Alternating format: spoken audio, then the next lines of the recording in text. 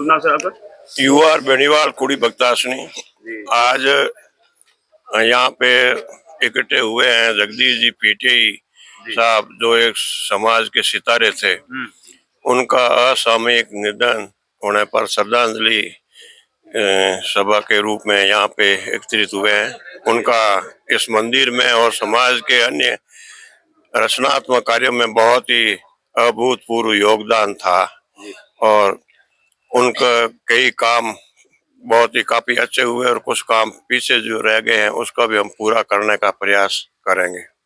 पीछे क्या रह गए थे, कुछ बता पाए तो? उनकी क्या मनोकामनाएं थी कि भाई ये मंदिर के अंदर कुछ विकास हो? हाँ, उनका ये था कि भाई यहाँ पे ये जो स्थान है यहाँ पे एक बड़े से हॉल का निर्माण हो। और से क्या लाभ होगा, कुछ बता पाए? ये तो समाज के लोगों को एक जगह होती है इकट्ठा होने की। आज जैसे ये यहाँ पे मंदिर के पास में जो जगह बनी हुई है, ये बहुत अच्छा मकान बना हुआ है, तो यहाँ बैठने को एक जगह मिल गई। तो ये स्थान के लिए बैठने की और सामाजिक और अन्य विषयों पर चिंतन करने के लिए, चर्चा के लिए जगह होनी बहुत जरूरी है। ये उनका एक सपना था और समाज में एकता बढ़े, भाईचारा बढ़े, यही उनकी कामना थी।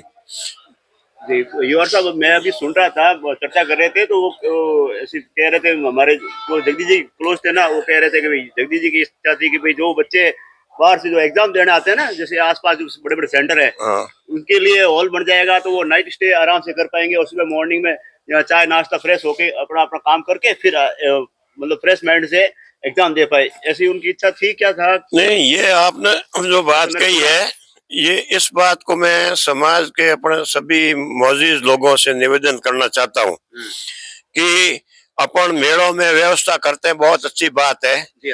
भंडारे वगैरह लगाते हैं या धार्मिक भावना है, वो भी बहुत ही अच्छी बात है।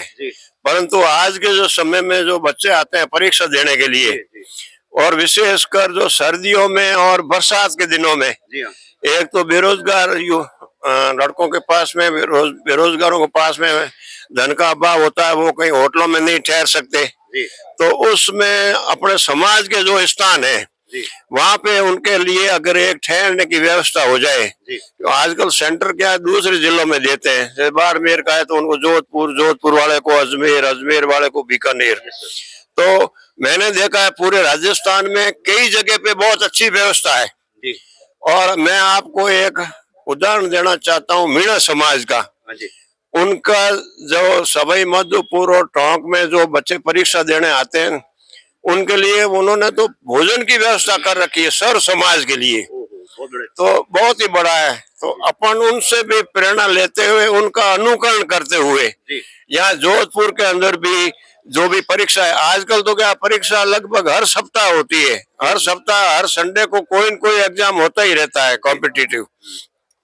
तो अगर व्यवस्था कर पाए तो जो बच्चा बाहर से आएगा वो जाके बात करेगा कि जोधपुर में देखो जाट समाज में ये ऐसी व्यवस्था है। उसमें प्रथम रूप से तो समाज के बच्चों को भी जगह मिले और सर्व समाज का हो जाए तो बहुत ही अच्छी बात है। अन्य समाजों में भी अपने एक बात जाएगी कि देखो जाट समाज ने ये हमारे लिए व्यवस्था कर दी, क्योंकि ये तो मानवता की भलाई का कार्य है। तो इसमें अपने को जो कुछ कर सके उसका, और ये मेरी भी एक दिली इच्छा थी कि कुछ न कुछ यहाँ जोधपुर में होना चाहिए, जो अभी तक नहीं हो पाया है। मतलब ये अनुमान लगाया जा सकता है कि भाई भविष्य में अपना हॉस्टल बनाएंगे बच्चों के लिए, मतलब नाइट स्टे कर सके, और ये सच्ची श्रद्धांजलि जगदीश जी पीटी साहब के लिए हो सकती है। हाँ बिल्कुल बिल्कुल, ये हो सकती है। और यहाँ विशेषकर ये कुड़ी भक्तासनी क्षेत्र है, यहाँ पे बहुत ज्यादा सेंटर होते हैं परीक्षाओं के। आसपास में स्कूल में बहुत ज्यादा है, तो यहाँ बच्चे आएंगे, ठहरेंगे, और अपन उनको अगर एक दिन का काम है, वो तो एक दिन के लिए ठहरते हैं, तो वापस जाएंगे तो उनकी यादें रहेगी। और जब वो सरकारी कार्यालयों में जाके अधिकारी ज्वाइन करेंगे तो और अपन किसी काम के लिए जाएंगे कि मैं जोधपुर से आया हूँ, कुड़ी भक्तासनी से आया हूँ, या बोरा नाडा सांगरिया से आया हूँ, तो उनके दिमाग में भी एक बात रहेगी कि अरे यार, मैं जब परीक्षा देने के लिए गया तो मेरे को जो कितनी मदद मिली थी।